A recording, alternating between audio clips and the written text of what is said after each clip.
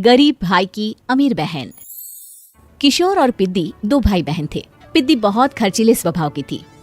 वो जितना कमाती अपने ऐशो आराम में पैसे उड़ा दिया करती। लेकिन किशोर समझदार था, घर को साथ लेकर चलना जानता था। अपनी बहन की जितना कमाता तो नहीं था, लेकिन फिर भी वो किसी तरह घर का खर्च चला लेता था।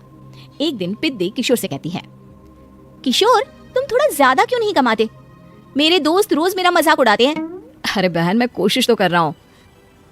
अच्छा सुनो, अगले महीने रक्षाबंधन है, मुझे सोने का हार चाहिए। उसके दिमाग में बस ये चल रहा था कि उसकी माली हालत इतनी बिगड़ चुकी है, अब वो सोने का हार कहाँ से लाएगा। अगले दिन किशोर सुबह सुबह घर से ये बोलकर निकल गया कि पिद्दी, मैं गांव से बाहर जा रहा हूँ, कुछ दिन घर नहीं आऊंगा। किशोर ने अपने काम के साथ साथ फेरी में कपड़े बेचने भी शुरू कर दिए, जिससे वो ज्यादा से ज्यादा पैसे कमा सके।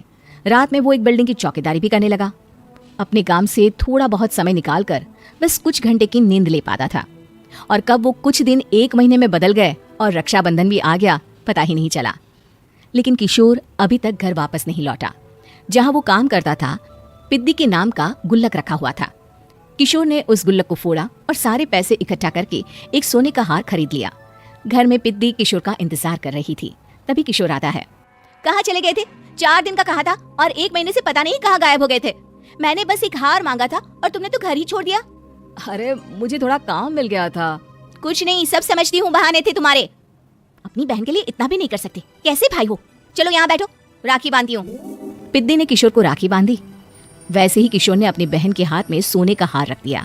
उसकी खुशी का कोई ठिकाना नहीं था। वो मिठाई खिलाए बिना ही नेकलेस लेकर चली गई और शीशे के सामने अपने गले में हार रखकर देखने लगी। किशोर ने लड्डू उठाया और खुद ही खा लिया। ऐसे कई साल गुजर गए। एक दिन पिद्दी की नौकरी छूट गई। अब वो पूरी तरह किशोर पर डिपेंड हो गई थी। आए दिन किशोर को अपने महंगे महंगे शौक गिनाकर उससे पैसे मांगा करती थी। किशोर कुछ पैसे देना, मुझे पार्लर जाना है। किशोर बिना कुछ बोले उसे पैसे दे देता। ये क्या, 500? अरे इतने में तो मुझे पार्लर में एंट्री मिलेगी बस। अच्छा देता हूँ ना ज्यादा। अरे कैसे भाई हो, अपनी बहन के लिए इतना भी नहीं कर सकते। किशोर ने जेब से 2000 का नोट निकाला और उसे दे दिया। किशोर गरीबी में रह लेता था, लेकिन अपनी बहन को कभी कोई कमी नहीं होने देता था। बेटा, पिद्दी तुम्हारी बहन है, उसे कभी किसी चीज की कमी मत होने देना और उसका ध्यान रखना, क्योंकि भाई का फर्ज होता है अपनी बहन का ध्यान रखना। किशोर ने माँ की कही ये बात हमेशा के लिए याद कर ली थी। शायद माँ की इसी बात की वजह से किशोर पिद्दी की हर जिद पूरी करता चला आ रहा था। किशोर, आज मैं अपने दोस्तों के साथ पार्टी करने जा रही हूँ, मुझे कुछ पैसे दो ना। किशोर पिद्दी को समझाता है, लेकिन पिद्दी नाराज होकर चली गई और अपने कमरे में सुबक सुबक कर रोने लगी। किशोर अपनी जेब से कुछ पैसे निकालता है और पिद्दी को दे देता है। किशोर खुद कभी अच्छे कपड़े नहीं पहनता, लेकिन पिद्दी को राजकुमारी की तरह रखता। पिद्दी के जाने के बाद किशोर अपने काम पर निकल गया। एक तरफ पिद्दी अपने दोस्तों के साथ मस्ती कर रही थी, तो वहीं दूसरी तरफ किशोर पैसे कमाने के लिए कड़ी मेहनत कर रहा था। कुछ और दिन ऐसे ही बीत गए। एक दिन पिद्दी एक लड़के को लेकर घर आई और उसे किशोर से मिलवाया। किशोर, मुझे इस लड़के से शादी करनी है, लेकिन इनके मम्मी पापा बोल रहे हैं कि उनको दहेज में एक कार चाहिए, तभी वो मेरा और पंकज का रिश्ता कबूल करेंगे। लेकिन बहन, कार खरीदना कोई सब्जी खरीदने के बराबर तो नहीं है। अरे कैसे भाई हो तुम, अपनी बहन के लिए इतना नहीं कर सकते? देखो, मैं ज्यादा इंतजार नहीं कर सकती, तुम्हें 1 साल में मेरे लिए कार खरीदनी ही होगी। अच्छा पंकज, एक काम करो, कल तुम अपने माता पिता को घर बुला लो, मैं उनसे तुम्हारे और बेटा, तुम्हारी बहन ने हमारी शर्त तो बता ही दी होगी। जी बेटा, तुम तो इतने छोटे घर में रहते हो, दहेज कहाँ से लाओगे? मैं अपनी बहन की खुशी के लिए सब कुछ कर सकता हूँ। पंकज और पिद्दी का रिश्ता तय हो जाता है।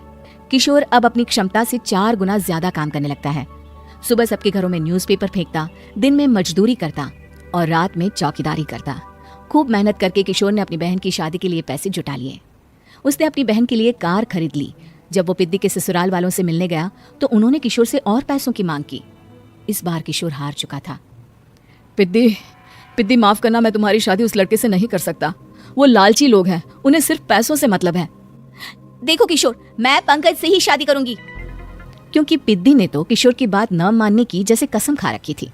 किशोर ने पंकज को घर बुलाया। पंकज, तुम अपने माता पिता को समझाते क्यों नहीं हो? भैया, वो हमारी शादी के लिए मान गए, मेरे लिए तो यही बहुत बड़ी बात है। हम एक काम कर सकते हैं, दहेज की रकम में से कुछ पैसे मैं आपको दे देता हूँ। अरे लेकिन समाज वाले क्या कहेंगे? अरे जब दुनिया को पता चलेगा तब ना। अच्छा, कुछ पैसे मैं अपने मालिक से कर्ज में ले लेता हूँ। कुछ पैसे पंकज देता है, कुछ वो कर्जा लेता है और अपनी उम्र भर की कमाई वो अपनी बहन की शादी में लगा देता है। आखिर में पंकज और पिद्दी की शादी हो जाती है। पिद्दी की विदाई के बाद किशोर बिल्कुल अकेला पड़ जाता है। अब उसका कमाने में भी मन नहीं लगता। उधारी वाले रोज घर में आकर बैठ जाते हैं। अरे किशोर, अब तो पिद्दी की शादी को 5 साल हो गए, अब तो हमारा पैसा लौटा दो। चाचा, पिद्दी के जाने के बाद किसी भी काम में मन नहीं लगता। अरे तो हमारा पैसा कैसे वापस मिलेगा? जी कुछ करता हूँ मैं। किशोर के ऊपर बहुत सा कर्जा चढ़ गया था, इसलिए उसने तय किया कि वो ये घर बेचकर सबके पैसे लौटा देगा। अगली सुबह शहर के किसी साहूकार को उसने अपना घर बेच दिया और सबके पैसे लौटा के वो गांव छोड़कर चला गया। पिद्दी ने शादी के बाद कभी अपने भाई का हाल तक नहीं पूछा। किशोर को फर्क नहीं पड़ता था, बस ससुराल में उसकी बहन खुश है ये जानकर उसे खुद की खुशी मिलती थी और ये सोचकर कि उसने माँ से किया हुआ वादा पूरा कर दिया।